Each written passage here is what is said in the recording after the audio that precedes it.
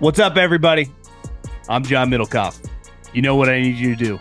Subscribe to our YouTube channel. We got content for days reacting to every NFL game all the time, every single day. Subscribe, like the videos. Let's go. I don't want to say we're coming down the home stretch, but the season is moving pretty quickly now. Look at some of these records in college. I'm like, start doing the math. I'm like, they don't have that many games left. The NFL, we're at the point now where 6 teams have byes. That's always like, okay, we're kind of to the halfway point. So I bring on my main man, Stuckey, who is a gambling extraordinaire. And all lines here are brought to you by our friends at Hard Rock Bet. And we just got a lot going on. I think the college football landscape is clearer than the NFL landscape. One problem in the NFL is there's just so many injuries. So even the good teams, it's hard to kind of tell. Are the Chiefs? I mean, how many teams that you would consider like a top 10 NFL team would you say that are healthy? Chiefs? Yeah, there's like the Colts are healthy. Denver? Yeah, the Colts, Denver. The Rams relatively, like Nakua's not going to be out long term. But maybe the Bills will be healthier coming up. But yeah, there's a lot of teams that are, I mean, you look at a team like the Chargers and their offensive line, it's been an absolute disaster. The Ravens, their defense, Lamar Jackson, the Bills, their defense. Even the Eagles have been banged up. Packers have dealt with injuries. The Lions defense. Now the Chiefs do have, last week they did lose a couple of starting offensive linemen. Juwan Taylor and Trey Smith left. I don't know their statuses. They play Monday night. And their left tackle is just gone, right? What's that? Their left tackle's just gone. Yeah, and their left tackle is away for a personal matter. I hope it's nothing serious. I hope it's nothing like, I always remember when what's his name? Eric Berry left, and then he ended up having cancer. That was so sad. I hope it's nothing serious and he's doing okay. But that they could potentially be down 3 offensive linemen. Trey Smith's one of their better ones. So that's something worth noting. I did play some Washington for what it's worth, just to kick things off. I did play some Washington plus 12.5 on Monday night. I just think it's too many points. Like, I know Daniels isn't going to play, but McLaurin and Debo should be back.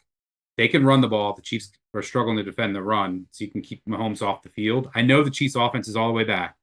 I get that. And the Commanders' defense is not healthy. But Mariota can run the offense. And Daniels hasn't been great this year anyway.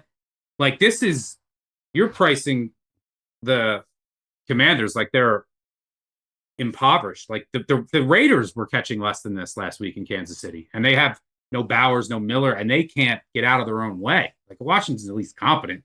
And when Kansas City gets the lead, they usually just sit on it. You can get a backdoor here. Too many points. Good buy low, sell high spot. So I did play some Commanders on Monday night. Well, think about this. Tennessee, who is definitely in the running to be the number 1 pick again, they are an atrocious football team, is playing Indy, who obviously is good, but I wouldn't say Indy at home gets valued in the market the same way Kansas City at home does, is catching only 1.5 more. Or I guess, yeah, they're 12.5 and the Tennessee's 14. I mean, you're right.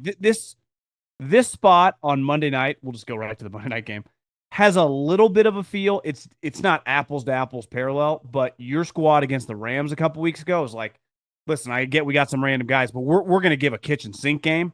And I do think, Washington's back's against the wall a little bit. They look like shit. They're playing like crap. No one thinks they're going to win. This does feel like run some trick plays. Just, I don't know. But this is, you're just going to get curb stomped and lose 30-10. I have a hard time, even though clearly Washington, I would bet against them being a playoff team right now. But are they going to be a 5-win team? Or is it going to like be 8-9 when the dust settles? Yeah, I mean, they're 3-4 at the Chiefs. Daniel's banged up. You got the Seahawks and the Lions on deck. Like, it could get away from you. Yeah, so like this is like, you're going to have McLaurin back. You're going to have Debo back, is what it looks like. So they have a competent offensive line. They'll be able to run the ball. Like, this is kind of disrespectful. Mariota is not, Jake Browning or like Kyle Allen. He's run this offense successfully in the past 2 seasons. Yeah, I think it's too many points, but that's we skipped over a couple days here on the Well, weekend. we can go back, but I do think Washington's kind of fascinating because I think when we started this season, you were all about like their fourth down percentage was like historic because Yep, it wasn't just like all these fourth and ones; they were going for like fourth and sevens, yep. and then when you factor in, they won some just crazy games. I mean, they had one of the craziest Hail Mary moments in the history of the league, and now you watch them play, the games don't even feel. I mean, their defense really feels slow and not good. But I thought last Lattimore's year when they washed, yeah, so when they were in the NFC Championship game, I'm like, I think man for man, roster wise, even healthy, this got to be one of the worst championship teams we've ever seen. Beside their quarterback having like a historic year as a rookie. yeah. I mean, we saw Stroud do that, and Stroud has come back down to earth. Like it's you don't ever want to make an assumption that, like they're gonna. There's ups and downs to an NFL quarterback's career, and like Washington's 50, I think 50% on fourth downs this year, which is like what you'd expect. And they won so many close games. When you're whatever they were 88% or whatever on fourth downs last year, if the difference between that and 50%, like a normal rate, is enormous because that's like one possession, like at every game that you end up scoring on or the other team gets the ball. That's like it could be the difference between like two to three wins in a season. So yeah, but they're in rough shape and the defense does look slow, but too many points here. It's probably, I mean, close to the difference of like closer to a touchdown a game when you factor in if I get it, either I kick a field goal or if I score a touchdown. Well, if you get it, especially at like midfield, you're probably a lock to kick a field. And these are 6-point swings, 10-point swings, potentially 14-point swings. It just doesn't get any bigger as a swing, right? So I mean, yeah, I mean, I think this is a big moment early in Dan Quinn's career. I talked about it yesterday on the podcast, but we could get into the Giants. I know these guys have gotten injured differently, but I think Jaden Daniels, you watch a lot of college football. Do you think these young quarterbacks have kind of been emboldened because it's like, well, you can't really touch me or hit me, you get in trouble? Like they feel way more reckless now. And obviously they're, Peyton Manning, Tom Brady, Phillip Rivers couldn't run to begin with. But like these guys just have no fear of anything. It's like you guys got to be a little and going. Jaden played like that at LSU in the SEC, and it's like you guys better be careful. I get like you know the size of these guys. I've been saying this for a while. Linebackers are a little smaller, but they're faster than ever, and their body fat's probably lower than ever. So, and this is the only time during the week and during like they get 17 times to touch you, and they are looking to destroy you. And I also said this: if you could go into a defensive coordinator meeting, like on Wednesday to start the game plan, on Saturday night before the game, I think a lot of football fans would be uncomfortable with what's being said. I agree. I don't think people quite understand the lingo that's discussed. Offense, I don't even think would be that big a deal. People would. I think the defense would make a lot of just casual people like that's how they talk. It's like yeah, that's how they fucking talk. You know, Yeah, there's like part of it's probably Mahomes too. Like Mahomes has been toying. He does that thing on the sideline which is where BS. yes, and I was like, someone eventually is just gonna say, I don't care, suspend me, and take him And out. he But he he will get suspended too. yes, maybe banned. But yeah, no, you're right. Like these quarterbacks, all of them are treated like with kids' gloves, and so that's probably part of it. I have to give credit to Dart. I mean, he's looked pretty good, and look what he's working with. Like it's not a great offensive line. It's better with Andrew Thomas, but they don't have Malik Neighbors. Your rookie running back with you and a bunch of nobodies. I mean, you're throwing to Daniel Bellinger half the time last week against a really good defense. I do worry a little bit about this spot against Philadelphia this week. Look, am I running to bet Philadelphia? Absolutely not. Like this is last week they should have lost. I think I graded it there was like a 6-point loss.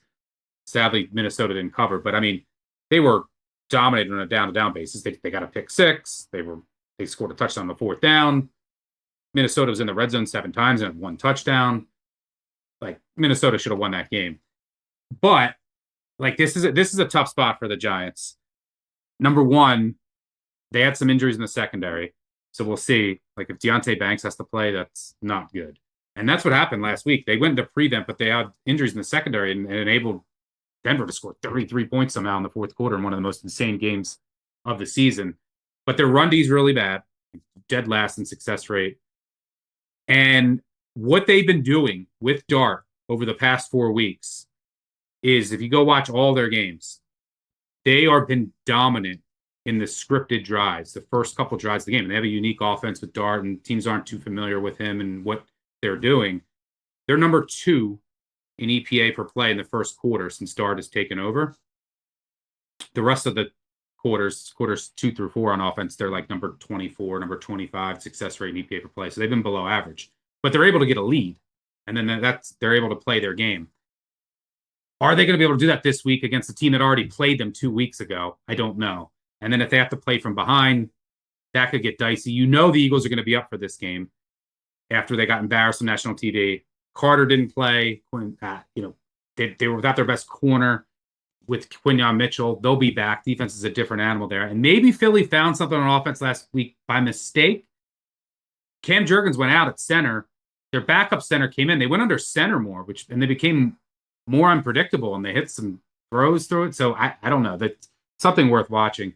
But they actually threw it downfield. I don't know. I still don't trust the Philadelphia offense. Like, they go into these lulls still for way too long. I need to see way more. But this is a tough spot for the Giants. Also, like, how do they respond? How do you get off the mat after a game like that in Denver when you were like 99.9% to win it?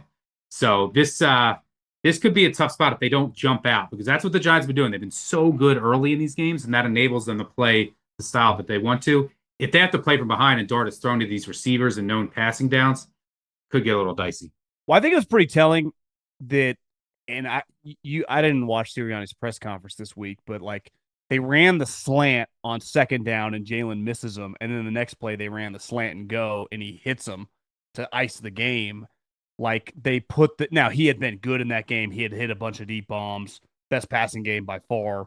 He is a good deep ball thrower, but I mean, that one to Devontae Smith, the other one earlier to AJ, like, he was dialed, and they put it in his hands, where some of the knock is like, they kind of get boring and they just kind of run it up the middle, and then they run slants. Like, I don't know, to throw a bomb with the game. I don't want to say on the line, because there's no guarantee Carson Wentz leads them down the field, but that was like, okay, like, does the offensive coordinator feel a little emboldened?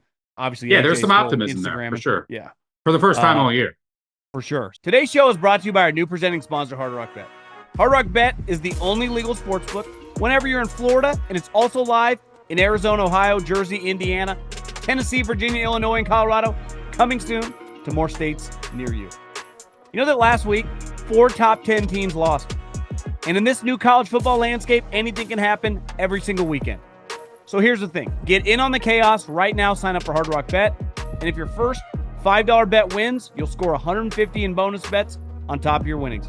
Download the Hard Rock Bet now. Plus, today and tomorrow on Hard Rock Bet, you can get a college football profit boost for the games. Boost your college football parlay so your bet pays extra. Okay, Cleveland. This is one of my hammers this week, because, I've bet against New England a couple times, been burned. Obviously, Cleveland is way better at home. And you've been talking about this, that the defense is really good. The running back, it's crazy. This is a little, flip-flop. Or I guess Cleveland now, it looks like they've drafted the right running back of the two twice. New England back in the day took Sony Michel, who I liked, and it turned out Nick Chubb was a stud. It's early. I'm not giving up on New England's guy, but Junkins looks like he did back at Ole Miss a couple years ago. Fucking monster. And I just think this spot, young quarterback, again, it's hard to know what, Cleveland's offense brings to the table. It's much easier when you're playing Tua, who's just falling apart at the seams. But 7 points on the road, still a young team. That seems like a lot of points to me. If this number was like 4.5, 5, probably stay away. That touchdown number, though, I just got to wet my beak on this one. Yeah, I can't get there. I mean, I don't blame you for taking the 7. One of the reasons why, this is why I'm conflicted on this game. Drake May's been incredible. I mean, if you look at any metric, he's been one of the top 3 quarterbacks. Hasn't he hit more 20-yard passes than anyone in the league? Yeah, and his deep ball's been great. The explosive passing, and that's how you have to beat this Cleveland team with explosive. They're aggressive. You have to beat them. One of their only blemishes on their statistical profile is they allow explosive passes. New England's been doing that very well. The one caveat that I'll say to Drake Maye, and I do believe that he's a really good player and he's going to be really good. He hasn't really played an elite defense this year. if you look at the defenses he's played, I mean, they've all been pretty poor. Carolina. Yeah, I mean, Carolina, even the Raiders week. I mean, you can go on and on. The Titans last week. So I mean, the Bills aren't great on defense. no, the Bills were banged up, and they are not a great defense, but far from it. So this will be the best defense he's played, but the Cleveland defense isn't the same. They just haven't been the same animal away from home. My other concern is you have to throw on this. One of the biggest blemishes on the New England statistical profile is they allow a ton of explosive passes. Their linebackers are really weak in coverage. Maybe that's something Cleveland can exploit. Their safeties are a little vulnerable. You got to throw on New England. Their run D is really good. Their defensive line is really good. Their linebackers are really good in run support. Cleveland wants to run the ball. Do you trust Gabriel to really come out and sling it? So I don't love the matchup, but I don't blame you for taking the points. It's funny you mentioned the Browns getting Judkins. This is all rumor mill, but apparently Mike Vrabel wanted Jonah Sabanaya, a guard from Arizona, and apparently it leaked, and the Dolphins then traded up, I believe, to take him because he was on there. They knew that the Patriots wanted him, and then the Patriots ended up, because of that, taking Trevon Henderson. Well, Henderson's been buried on the depth chart. Sabanaya has been arguably the worst offensive lineman in NFL history. This guy is still starting because they have no other options. If I pull up, I'll pull up, for example, PFF. His pass block grade is a 2.1. Like that, it's hard to describe how bad. He's basically a traffic cone out there. So I don't know. So the Patriots still won that whole thing by default, even if Henderson, because they don't have a traffic cone on the offensive line. But if you're into seeing advanced metrics and bad offensive linemen, the Dolphins guard is, if you just happen to have a Dolphins game on a passing play, watch their left guard. It is an abomination. So they got lucky. They might not have got the right running back. Again, I don't want to, but it kind of played out like this with Sony and Nick Chubb. The one key thing Judkins clearly is he's just, he can kind of do it all, right? He's just, he's a physical between the tackles, but he's quick. He can make you miss. I think the knock on Travion is a little smaller, but definitely fast. But when you think about Vrabel, where did he have success? Right, with a big bruising running back. So, now I know he got in trouble. He's no longer in trouble. But that was, I remember when the thing came up with the girl texted around there weren't character concerns with Judkins coming out. Yeah. And it's pretty crazy what he's doing. He wasn't with the team early and he just, hey, I'm ready. And then he's just taken off ever since. And it's not like teams aren't stacking the box against him, because they are. And he's still. But this is also where the transfer portal, wasn't he viewed as probably a top 20 type pick when he transferred to Ohio State. And then as the season came on, the other guy kind of made bigger plays down the stretch. But based on his Ole Miss work, he was one of the best players in the country. So sometimes the transfer portal really works out. I was saying this about Gibbs. Isn't Gibbs a good example? Pre-transfer portal, if he stays at Georgia Tech and just comes out his third year or senior year, because he's going to test really well and have some solid numbers, he's getting drafted in the top 100, but he's not sniffing the first round. Meanwhile, he transfers to Alabama. His numbers even at Alabama weren't great. I don't even think he ran for 1,000 yards, but he had some big games against some SEC opponents. Every scout goes into Alabama 10 times a year. You're locked into that program. He shoots up the draft board like a rocket ship. So it can work for guys. It can also, I bet if Judkins just stayed at Ole Miss, probably gets drafted higher. Yeah. You're probably right. He would have been more featured. Now, he won the national championship, so, it worked out. Yeah, there's the Jahmyr Gibbs he started his career.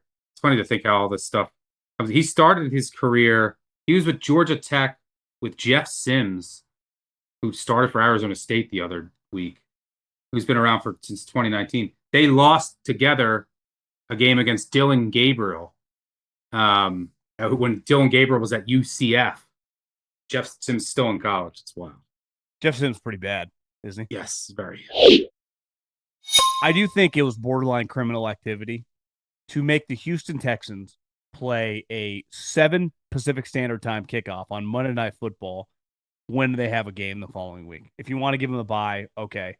That's I Googled it. I've never made the flight, but ChatGPT said it's over 4 hours. So by the time that they got out of there, my guess is it's close to 1 in the morning. So they are getting back to Houston and pulling into to just get their cars. The sun is out. Well, if you're a coach, Monday and Tuesday are game plan days. You just go right into the office. You probably haven't slept much. And I would imagine they did a little work on the Niners on Monday, but still, you're getting ready for the game. It's just that is a massive disadvantage. And on top of you losing, your offense is playing like shit. Your defense, how long can they carry you? That's just a really tough spot. Now, the Niners, again, they got Pearsall's out, Purdy's out. But, we just saw them against the Atlanta Falcons, who, they got some issues, bro. You see that play, 10 players on the field on third and down. The intentional grounding, you can't do that at the end of the half. That was God, they got problems. But I just think this is a really, really hard spot in terms of the out of gas meter for Houston and just their coaches. They got to just be fried. These guys they got to be exhausted sitting here as we're recording this right now in the middle of Thursday. Yeah, I do think this is the spot and where it fits in the schedule and the travel, as you mentioned, is horrible. But the situation is this is your prototypical buy low, sell high of the Texans, who this is their season's on the line. They're in a division with the Colts. The Jags are going to win 8 to 9 games probably. And you're now sitting at what, 2-4, and you still have the Chiefs, the at the Bills, at the Chargers, the Colts a couple times, the Jags. This is a big game. You lose this game, it's your season. It's pretty much over. And you are going against the San Francisco defense that is banged up. They had it was a great game plan by Saleh. They had an all-out effort. Kittle came in the locker room, questioned their and they were juiced up. But can you really count on Tatum, Bethune getting this is a team that still for the season without Warner, without they lost Huff now. They lost their other corner, one of their corners, Green, without Bosa. The numbers does any team in league history, Huff is a good example, has an incredible game, was awesome. And then it's just the game ends. He was awesome. And then Monday, Kyle's he pulled his hamstring. He's out 2 weeks. You're like, what? How does this guys get injured in games? The 49ers guys excel, finish the game, and then Monday morning, it's broke my foot. Hurt in the locker room. Yeah, it defies logic. But this team's not going to be able to get elite pressure. So Stroud will actually be able to operate from the pocket. When they play teams with elite defensive lines, it's over. Seattle, the Rams, they can't do anything. They can't block. So they're but this will be, indoors against this defensive line, banged up secondary. Now, Nico Collins might not play as a concussion, but I would say he's more likely to not play than to suit up. Christian Kirk's questionable. So he might be thrown to a bunch of Iowa State receivers. But I feel this is the spot for the Texans, their defense at home, one last stand. And the 49ers, come in maybe a little fat and happy. They're 5-2. They got to be pretty satisfied sitting at 5-2 with all of their injuries. And look, you think about it, the Niners, and this is a credit to Shanahan for getting this done, but, they beat the Seahawks by 4. The game could have went either way. They beat the Saints. Saints had the ball late with a chance to win. They beat the Cardinals because the Cardinals dropped the ball by 1. They beat the Rams by overtime by 3. That game could have went either way. So they have 4 wins that were, they easily could be 2 losses. They could be sitting easily at 3-4. Now they bought themselves some time, some equity to figure some things out. So I do think that this is a Texans spot where their defense rises up and Stroud is able to do enough because he's not under pressure. But your point is very astute about how brutal of a travel and situational spot this is from that angle. What's your take? Because obviously Slowick got, destroyed last year. Everyone thought he was a village idiot when the previous year CJ had the great year. This offensive coordinator, I didn't know that much about him. I was looking him up during the Monday night game. Right, he's a Belichick guy, but he'd worked for McVay for a couple years. It kind of looks the same now. Their Yeah. offensive line was that bad. What are you going to do?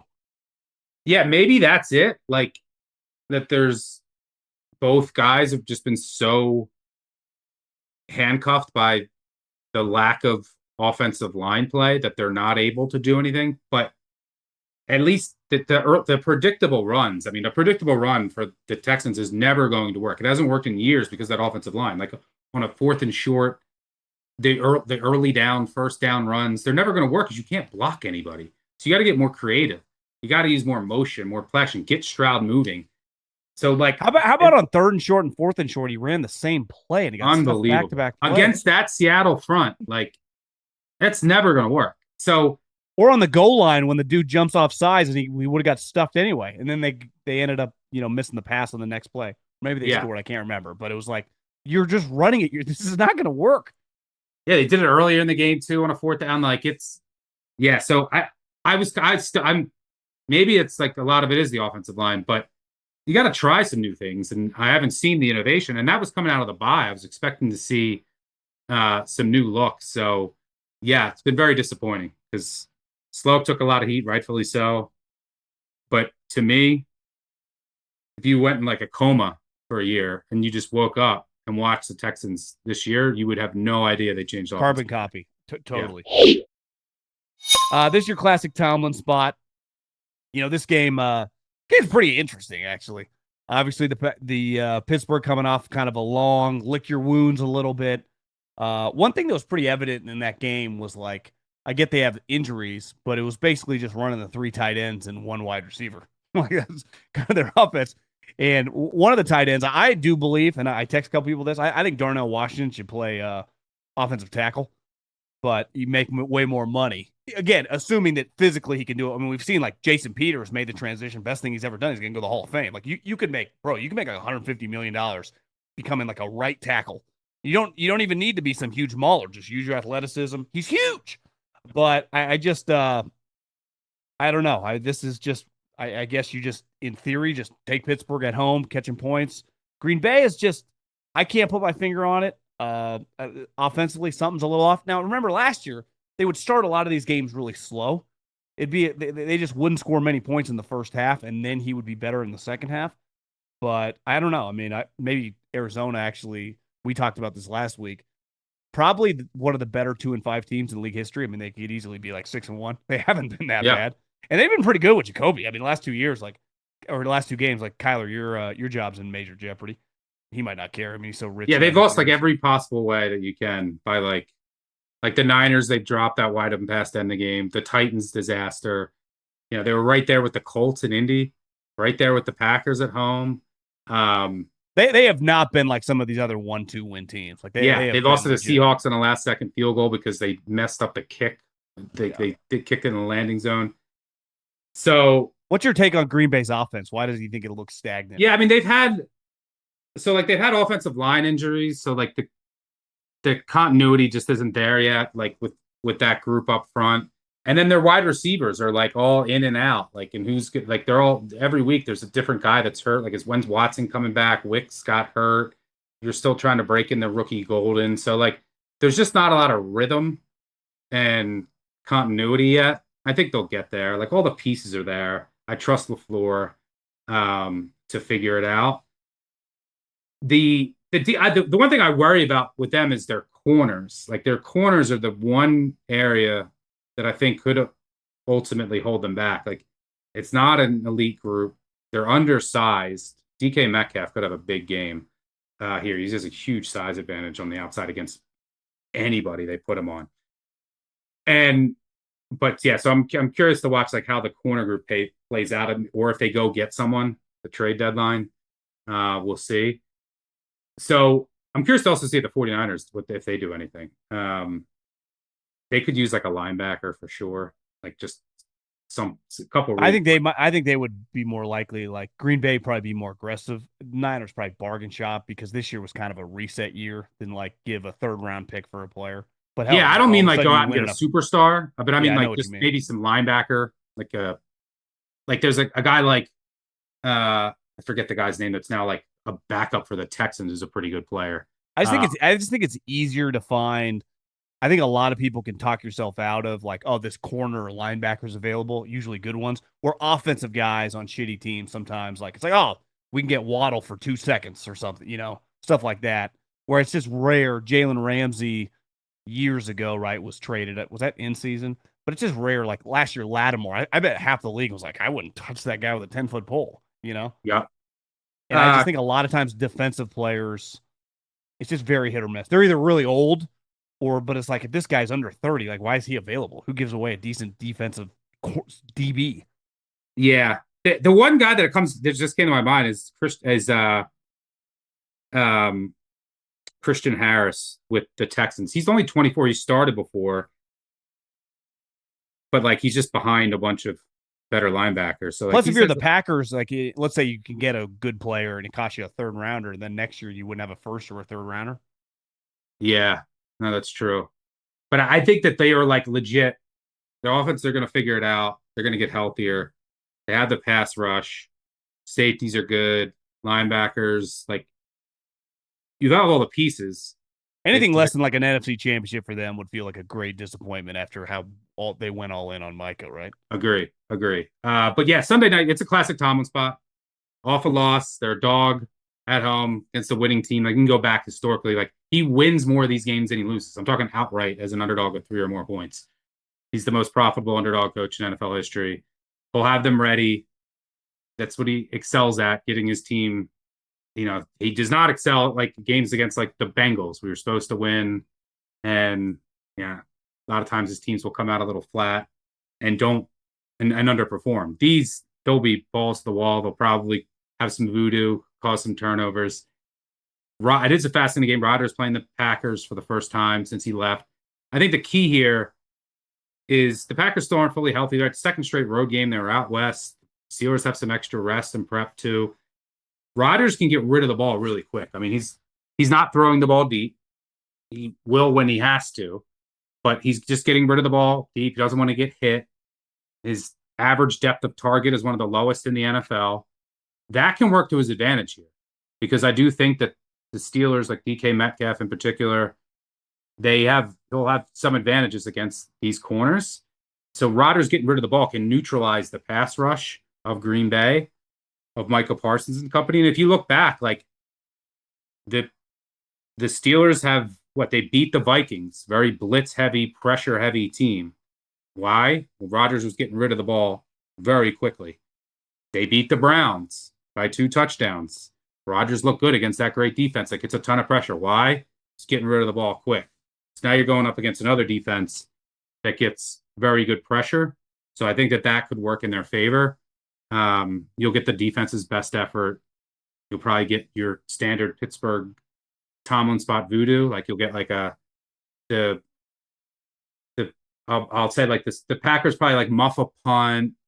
A field goal will hit the post. Like that's some of the things that'll happen for you. So yeah, Steelers are nothing. I think part of the reason the Flacco experience was so shocking was just because he didn't really get touched for like 90% of the game till that final, like Cam Hayward and TJ kind of fell on him. And I started thinking after the game, obviously Cam's mid-30s, TJ's over 30. We're talking middle of October now. So you now have several months from training camp to early in the season, kind of heavy legs. I bet TJ would tell you I don't feel right till Wednesday or Thursday. I mean, Kittle was saying that like 3 years ago. So you get a guy like that because most people are like, oh, the Steelers are going to kill him because you're just going to annihilate Flacco. And then you're watching the game, you're like, I thought this offensive line was terrible. They can't get any pressure. And you realize, well, these guys are kind of old. And that's why this game, TJ will look dramatically better. Like he had the previous couple weeks on normal rest. Yeah, now you got a couple extra days off a loss. They'll be juiced up. That's where we're recording this before Thursday night. I do like Thursday night games. If you're the road team, like especially like Minnesota's coming to the Chargers. As the season goes on, some of these games, like you are at a massive disadvantage from a travel standpoint, from a prep standpoint. I mean, the home team, even when it's like Niners Rams, let alone some of these longer travels, it's like, this is crazy. Yep. Agreed. Okay, this is a actually kind of interesting game, though. Does Dallas and their offense just get slowed down a little bit by this Denver defense? I mean, before that fourth quarter happened, there couldn't have been many people, especially Bronco fans, going like, we kind of have a quarterback offense problem. Their offense looked awful. He just doesn't hit any of these big plays. There's no rhythm to the play calling with Sean. It just was off. People like talk about the Packers, like something's just a little off. Like, yeah, it's true, a little off relative to like what we thought. Denver looked like a disaster. Like they got a major problem. And then really the only way you can come back in a situation like that, you need a turnover, right? It happened in the Tennessee-Arizona game when DeMarcado fumbled. Happened here where Dart just threw it right to the dude. That's the only, because you need an extra possession when you're down that many points. And they got it. And then and they got a couple of missed extra points too, which helped. Yeah. Then they just cut the guy yesterday. Yeah. So I want to take Dallas, but that kind of feels like your classic. Everyone's riding high, and all of a sudden Dallas loses this game 20-6. I agree. It's a very tough game because I can make cases for both sides. Now, like, do I want to lay 3.5 with Denver? Absolutely not. Like, just trusting Bo Nix to win by margin. What's your take on Bo Nix? Like, what do you see? What are the numbers saying? Like, why is he sucking for most of these games? He's just not accurate enough. He's basically a system quarterback. Like he needs to be put in the right positions by Peyton to thrive. Think about it. He has some decent weapons. He has an offensive line that's pass protecting as well as at the best level in the NFL. His offensive line is elite. You got Peyton calling plays. You got some good weapons. And you have arguably one of the 3 best defenses in the NFL. Like he's in a good position, and still, like there are games where you're like, oh my God, are the Broncos going to lose this because they're really handcuffed by the quarterback? He'll find a rhythm, and then he'll look pretty good, but he's just not consistent at all with his accuracy. I mean, the last 3 weeks, go back to that Philadelphia game, right? Like it was like 17-3 going into the fourth quarter, and they caught fire. The Jets had negative 10 yards passing and had the ball with a chance to tie it. It was 13-10. And then last week they had no points through 3 quarters. And so this Broncos, I mean, you look at all their wins this year. I mean, all their games, they're besides when Jake Browning vomited all over himself, they're all just decided by 1, 2, 3, 4. So do I want to bet the Broncos? No, especially against this Dallas team could score on anybody. You have Patrick Surtain, one of the best corners in the NFL, but he only could take away one of these weapons, right? You got Pickens and Lamb and then Ferguson underneath, and the way that Dak is playing, Turpin, and don't forget about Aubrey in elevation. You might be looking at a record, a 70-yarder this week. But yeah, so and then if you're down 10 late, the Cowboys can go get you a back door. But you got to remember, they're a different team at home. Just keep that in your mind. They're going to have these games where, they tied Green Bay. They just put it on Washington. They will blow out some teams, and their offense looks great. But think about some of their road performances. They got blown out by Chicago. I know Lamb got hurt, but they lost at Carolina. Their defense is still really bad. So I feel like if I had to bet it, I'd take the 3.5. Wouldn't feel great about it. Probably a pass.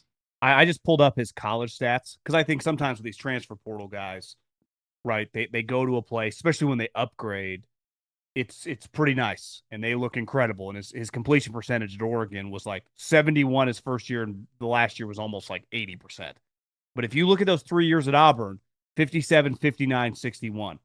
And let's face it, most NFL situations, even the Broncos, ain't Oregon, Ohio State, Alabama in your prime, right? It's a lot more equality of the opponent. The difference of the Giants and the Broncos, they got some sweet players too. This is going to be fucking hard. And you just watch, you go, God, maybe inaccuracy. And, the knock on Oregon, especially for him, was, right, a lot of those quick screens. So it actually inflates the completion percentage. Yeah, Zadot was very, very low. Like he was Yeah. not throwing deep a lot. So you just kind of do a deep dive, which I think now, like, no one really talked about Auburn, right? Once he started coming out. 'Cause 2 years at Oregon, look at all these wins, look at all this success. But now looking back, like maybe we should have done a deep dive. Like that's kind of a problem. And Sean Payton like tries to talk his way out of it. Like this guy's the next Drew Brees with mobility. Well, Drew Brees is like the most accurate quarterback in the history of the league. So that might not be the case here. A couple things on college, I guess, would be I mentioned this to you before we press record. You don't like my guy Tim Skipper just rattling off 4 straight at Indiana. College or big noon kickoff. Signetti came out immediately early this week and like they are a 3-0 team. This is not, they've played 3 games this regular season and they're 3-0. Nico came back to earth a little bit last week, but he did make some big throws on the game-winning drive. UCLA clearly has been inspired. You think they run a plus? You're getting 25.5 points. Get them 14-1 to win outright. I can't get there. I mean, like it was the UCLA story was good. Noah Heisel was like he might end up getting a job out of this, like a full-time job. But the book's out on what some of the stuff they were doing. Like they're using Nico's more of his strengths, using his legs. But I mean, last week against Maryland, it was ugly. They had no business winning that game. They had like 3 points with 5 to go, and Nico I think had 3 picks, bad pick 6. So yeah, and Indiana, from listening to Signetti, he cares about this game, and they still care about margin. And what this is an early kick, I think this is a noon kick, tough travel. The reason is that Indiana, if you look at their schedule, they should go undefeated. And if they do, and then they lose to Ohio State in the Big Ten Championship, they can still get a bye because it's just the top 4 teams this year get a bye. It's not the conference champions like last year, and then you end up with these wonky matchups that make no sense. They made the right change. But so like Indiana, if they go 12-0, and then their only losses to Ohio State, there's a good shot they get a bye, especially if they're just pummeling teams. Like Signetti's calling timeouts with a minute to go last week against Michigan State, down 25, like trying to add points. And like they care about margin here. So I don't know if they're going to take their foot off their gas. It's just not Signetti's style. And they do have an incentive to do it. Well, with and Tech and Miami losing, those teams aren't getting buys, right? Yep. So yeah, I mean, SEC looks like they're kind of beating up on each other. Yeah, unless like A&M runs the table, like or wins the SEC with like 1 loss, which is hard to envision. Is there a chance 2 Big Ten teams and 2 SEC teams are the 1, 2, 3, 4? Yeah, I mean I guess I could see Tech being like the 4th if they win out. Could you have a team at a bye that has 2 losses and a team without a bye that won their conference championship with 1 loss? Or that probably they wouldn't want to set precedent doing that. Maybe like could Alabama with a second loss like it all depends. I think they could do it. Like I hope that they do really try to get the 4 best teams and don't care about like totally. Because that's how you'll get the best matchups in the first round and then going forward. So but there is incentive there. So it would be Indiana or nothing for me. I think that I do like Skipper. I think it was a major upgrade. I did play your Fresno boys +3. Line's coming down. I played some +3.5, +3 against San Diego State. San Diego State's been really good, but this Fresno State, I think this is way too much respect for San Diego State. Their defense has been great, but they've played nobody. I mean, their road games, they beat 1-6 Northern Illinois and they scored 6 points. They beat 1-6 Nevada. They got blown out at Washington State. They played. I mean, they beat Cal in like a brutal spot for Cal. That is like their one really nice mark on the resume. They have one of the easiest strength of schedules in the country. They have this really electric receiver who Fresno will have to cover, but they have 2 weeks. Fresno, I value bye weeks for these teams that have brand new staffs much more than the teams who don't. So Fresno, brand new staff, brand new team, brand new quarterback. You might even see a quarterback change. I think that Warner will probably still start, but they might go with one of these running quarterbacks to kind of juice up the run game. So I wouldn't be shocked if they have some different packages that catch San Diego State off guard. But their defensive coordinator, I'm a huge fan of, Nick Benedetto. He came from Northern Illinois. Northern Illinois played San Diego State, shut them down. San Diego State won 6-3. It was one of the worst games I've ever watched in my life. And Fresno State plays a very similar defense, and you better believe Benedetto spent just 2 weeks talking to his friends in DeKalb and getting some intel, which I think will help. So I think Fresno State at home, catching a field goal or better is worth a bet. Does Washington State have the weirdest schedule of all time? I mean, it's insane. What is going on? I had a buddy text me. He's like, are they actually kind of sneaky good, or like the last 2 weeks, these teams just don't take them seriously? Because they easily could have just rattled off wins against Ole Miss and Virginia, who are top 20. Two teams that want to be in the playoff. Like, they could have ruined the playoff. Yeah, now they come home for Toledo. Yeah, I mean, they went back to Zevi Eckhouse, their quarterback, which I don't understand what was going on there. In the first 3 weeks, they started this kid Potter. But Eckhouse stayed. He was going to go into portal, but they were like, "No, you're the guy," and he stayed there. And even though the staff left, and he was the guy who started in the bowl game because Mateer was transferring, and he threw for 400 yards against Syracuse. And then their coach Rodgers came out and said, "No, he's not the guy." He was third string, and then they lost 59-10 to North Texas. The offense was a disaster, and they went to this Eckhouse kid, and they've been much better ever since. So they're a different team over the last 5 weeks. But yeah, they could have beat Ole Miss. They lost by 3, and then they should have beat Virginia. They lost by 2 on the road. Talk about a weird road trip. And that was after going to Colorado State. They had a bye week in between, but now they come home for Toledo, and then they got 2 games with Oregon State coming up. I thought I was reading that wrong. How's that even possible? I guess they need to fill spots. They need to fill spots. They go to JMU in between. Ridiculous. Well, you had mentioned this last week that Lane had basically admitted that they had been looking ahead to Georgia for the Washington State week. I know he lost that game, but just kind of solidified himself like Florida. If you're looking for an offensive coach, this skinny hot yoga sober guy feels like a rocket ship right now. And I mean, I know people go back and forth. I'll be a little stunned if he's not the next head coach of Florida, won't you? I would expect that to happen. Their offense was remarkable in that game until it wasn't, and that kid looked like me or you the last couple series. He went from being awesome to forgot how to play football. It's one of the crazier, just snap your finger, what's going on? They couldn't even generate a yard. And now coming into this game, did you see that Lane made some comments yesterday about how Venables stealing signs and know what's coming? He's like, I texted Hugh Freeze, it looked like they knew your plays. This game, Oklahoma's actually got a lot to play for, right? So I just see plus 5.5. I kind of like Ole Miss, but Oklahoma's defense is pretty awesome, and you have to wonder that carryover those last couple series. It's this kid was in Division II last year. This isn't exactly Fernando Mendoza or something. Yeah, Kirby does it again. I mean, his adjustments, he's the best in-game adjuster in college football. I mean, Alabama didn't score in the second half against them.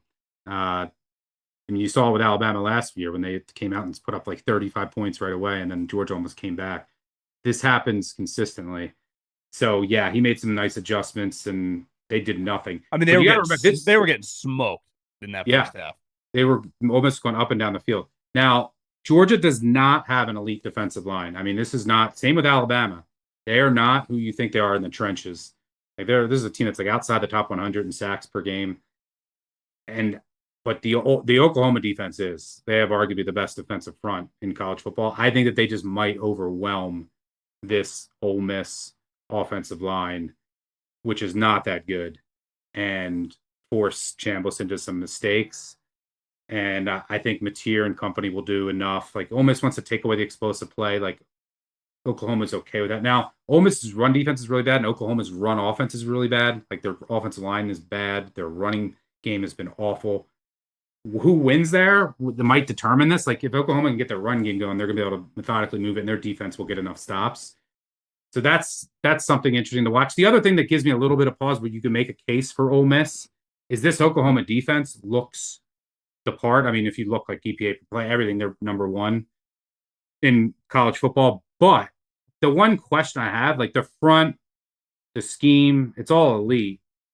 But they have this this freshman cornerback who looks great. The corners are my main question because here's who they played: Illinois State, Michigan, when they weren't even like Underwood and their receivers. It's not Jackson a great Arnold, Arch Manning. yeah, Jackson Arnold, Arch Manning, South Sellers with that offensive line, they couldn't do anything. So they haven't faced a real passing attack yet. So we'll learn about their secondary. So if their secondary is overrated, then Ole Miss has a path here. I lean Oklahoma, but there's many cases to be made for Ole Miss. Pretty much an elimination game. I think the loser of this is out of the college football playoff. Now they can still win out and go 10-2, but like Oklahoma has at Alabama, at Tennessee, Missouri, and LSU left. Schedule's tough. Yeah, so like the chances of you running the table slim to none, and neither of these teams I think are going to get it with 9 wins. And then Ole Miss, they have an easier schedule left. They have South Carolina, Citadel, Florida, who might be dead, and then at Mississippi State. So there's a chance they can still go 10-2. But I mean, I don't know if they're a lock to get in. Like their best win, if they lose this game and then win out, their best win would be like at home against LSU by 5. We don't know what LSU is going to be by the end of the year. Not good. So yeah, their strength of schedule is much easier. I mean, exponentially easier than Oklahoma's. And staying in the SEC, one game I'll give you that I did like, hold your nose special, is South Carolina. This is the spot of all spots. South Carolina's been really bad. Their offensive line has been horrendous. It's basically like the Texans. They can't do anything because their offensive line, even though Sellers is a super talented quarterback. But Alabama's defensive line is not elite. It's like Georgia. They're not getting pressure. South Carolina, and you can run on them. South Carolina should be able to operate their offense here. Their defense is still pretty good. This is basically their Super Bowl. There's nothing left of their season. They got revenge for last year. They lost Alabama by 2 at Alabama in a game they should have won. That ultimately kept them out of the college football playoff. This is a brutal spot for Bama. They just won 4 straight games against ranked opponents. First ever SEC team to do that. Over 4 weeks, no break. And they could have lost 2 of them. I mean, like you talk about, they were dead even in yards with, they got outgained by Tennessee, dead even in yards with Missouri. Georgia easily could have won that game. Vandy had 2 turnovers in the red zone. You know, you get the pick 6, the 99-yard pick 6 against Tennessee. Like it wasn't dominant efforts. But just after that month stretch, the week before your bye, going to South Carolina screams flat spot. And DeBoer, who's one of the best in the business, his one thing that's given him issues is going on the road as a double-digit favorite. He's lost 3 straight outright as double-digit favorites. So I could see Bama being extremely flat. I think they're going to win this game, but I think South Carolina puts a scare in them. So I think taking the plus 12, 13 out there is a good bet. When do you think the last time Vandy has been a home favorite back-to-back weeks against ranked teams? Do you think that's ever like happened in the history of the program? Maybe in like the 50s. I don't know. So yeah, I think a lot of people they maybe watched a little bit because that day a lot was going on when they played Alabama. But last week, that to me, that was the best game on when they were playing LSU. And I mean, I watched every snap. If you watched that game, you'd come away like, Vandy's good, you know? And they're legit. They could beat anybody in any week. Like they played right with Bama. You watched that game. You were like, this team. You like Vandy minus 2.5 in this game? Yeah, I would. That's the only side I could bet there. I mean, Missouri's coming off. The Vandy run defense is really good. Their pass defense is a little vulnerable, but Missouri can't really throw it. They want to run the ball. Missouri's coming off the Alabama loss by 3, and then the Auburn win in overtime in a game they should have lost. They got outplayed in that game. Auburn missed field goals. There were some bad calls against Auburn. So that's 2 back-to-back emotional games. You're on the road again. Vandy had, they beat LSU last week. They had a bye before then. They'll come in fresher here. I trust Pavia to get it done at home. Game day is going to be there. It's going to be an electric atmosphere. I think it's a decent matchup for Vandy. That's another playoff elimination game. I don't think Missouri will get there. I mean, Missouri's supposed to go to Oklahoma. They play A&M next week. But if they lose this game, if they win this game, they'll have a shot. And if Vandy wins this game, they'll have a shot. But if they lose it, I doubt they win out, and they're going to have to go 10-2 because they're at Texas, and they're home against Auburn, home against Kentucky, at Tennessee. Probably not sweeping it, but like Vandy's going to be, I think they're the line for the game at Texas. Imagine saying this last year. I think the look at line right now is Vandy plus 3.5 at Texas. But remember that game while it was being played in Nashville was like, is Texas going to lose? Yep. Wasn't that a close game? But we Close didn't right until the realize at end. the time Vandy was good. Now this year they're getting the respect, but looking back last year, like, of course.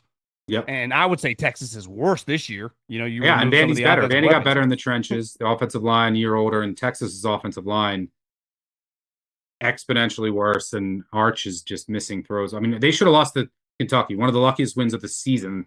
Kentucky had an 85% post-game win expectancy. Had 200 plus more yards than Texas, and eventually lost in overtime. Basically lost because Texas had a bunch of punt returns that led to scores. That was the only way Texas had offense. Kentucky should have won that game. Arch skips. I know he was getting peppered. His O-line sucks, but man, he skips some balls. Yeah, he missed some wide open throws. he skips balls. Can I end on this? We talked about this yesterday. I didn't quite realize Jeff Brohm's resume is way better than I thought. And like Penn State, it's like, who are they going to hire? Now Cignetti's not really an option. It's like Matt Rule. He just lost to Minnesota, and his big game resume is not great. Why wouldn't they be all over Jeff Brohm, who's coached in the conference, who had success at fucking Purdue? And you watch him the other night, like, offensive guy, wins, has won at every level. It's like former quarterback. Wins big games over big. I feel like he is not talked about. Maybe it's just, you live near that Louisville, a little under the radar program. Maybe. I mean, is that it? I mean, I don't know. Like if he was doing what he was doing at even like North Carolina or something, I feel like we'd talk about him more. Agreed. I was yelling about this on my podcast recently. Why don't they hire him? Why wouldn't he be their number one target? I agree. I was yelled about this. My podcast. Was talking about this with a friend this morning. Like, if I'm Arkansas, I try to get him. If I'm Penn State, I try to get him. I think he's the most underrated coach in the country. I think he's a clear top 10 coach in the country, arguably. Louisville, a high level job. Am I underrating it? It's like Penn State is clearly better. It's like a second tier. It's his alma mater. So that matters some, but you throw enough money at anyone, they're going to, or most people, I should say, they're going to leave. He has his contract. I think he gets paid I think he's making like $5-6 million this year. Every time he wins 7 games, they kick on another year automatically. Salary goes up. I think he signed in 2022, like a 6-year deal originally, but there's probably been a couple years added on. But you're right. I've been screaming about it. I was talking about it this morning with a friend. If I'm a big program, that's the guy I'm going after. Especially for Penn State. Like checks all the boxes that Franklin has never been able to check. And I don't know why he doesn't get talked about more. I couldn't agree with you more. Beats good teams, good with quarterbacks and offense. Man, yep. Kind of won at Purdue. I mean, I don't know. And he's been crushing it in the portal. Like they've been a heavy portal team because it's Louisville. They're not like, and every year they're able to reload. They lost a ton of talent from last year. I mean, he worked Miami. I mean, they were taking it. It was dominant. And a lot of that was Brahman, that scripted portion, just carving Miami up. They were using like 3 quarterbacks formations and all kinds of stuff out of the bye. That was a clinic. And then after, he was like, I probably ran out of plays. Next time I have to have some more, because he was just all over it from the jump. So I agree with you. I don't know why Brahm's name isn't mentioned more. Okay, Stuckey, enjoy the weekend. I'm glad we're on the same page on that, and I will talk to you next week. Absolutely. Have a good one, brother.